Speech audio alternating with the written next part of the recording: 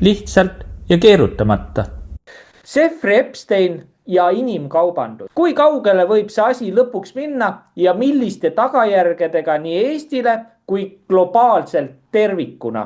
No see viib nii kaugele, et inimeste silmad avanevad.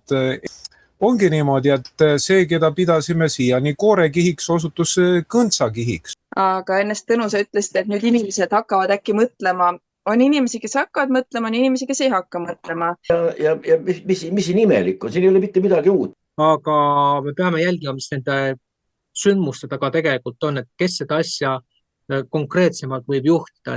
Paljud asjad viitavad sellele, et tõepoolest nii on.